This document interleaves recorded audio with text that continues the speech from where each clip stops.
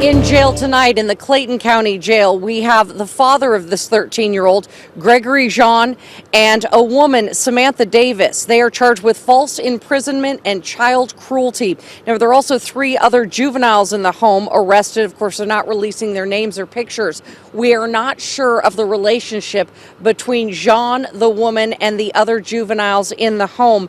We are told that they will be in court tomorrow at 9 a.m. Now, police say they got a call. They came here to check it out, a report of a boy who had been, estranged from his mom for 4 years. They showed up, went through the home, got permission to search, and did not find this young man. So they left. Well, that's when they got a second call. Listen. Subsequently, they received a second phone call saying that the child was in the house, and this phone call was from the mother of the child, who was able to give a more detailed location of where the child might be.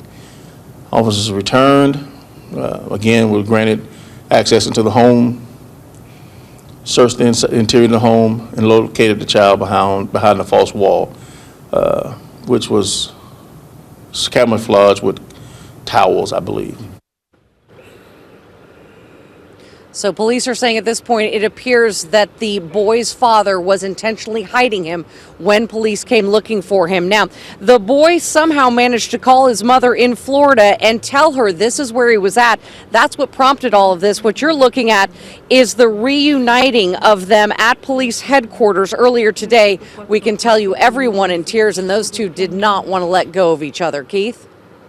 What a touching scene there, Duffy. What about the neighbors? Did anybody see anything in all that time he was there? Well, nothing looked suspicious to them. In fact, a neighbor just came up to me and said, "What happened here? You mean that young man we saw out in the yard all the time?" Ryan Kruger, my coworker, was out here earlier today. He talked to neighbors. Here's what he found. I'm still just kind of in shock because I'm like, you think you know somebody. Julie Pizarro had no idea that the 13-year-old boy who her son played with every day at this house was being held against his will. I mean, it was a shock to all of us, honestly. They were really nice people. They were open, they were like, hey, come over anytime you want. According to Clayton County Police, the 13-year-old was kept behind a fake wall inside this home on Duke Court in Jonesboro. Neighbors tell me the family moved to this house about 6 months ago. They also say they saw the boy out here all the time, out in the yard, but they had no idea he was being held captive. The mother told me he was homeschooled. Oh, I didn't question as far as why he was always home. Akono Ikundeo lives across the street. He tells us he and his wife saw the boy nearly every day, but now he's left wondering if there were any warning signs that they missed. Gosh, it's right up on our nose, and we could have done something if we have known, but he was never in distress, it didn't seem like. The young man didn't seem like he was under any distress or anything. It's just, you just never know behind closed doors. We just heard the neighbor say that the boy didn't appear to be in any distress when they saw him out and about in the yard.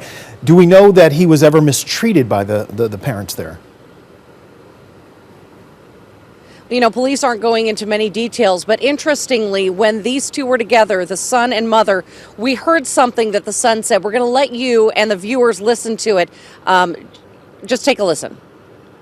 Son touched me in the face last night. You did? His son touched me in the face last night.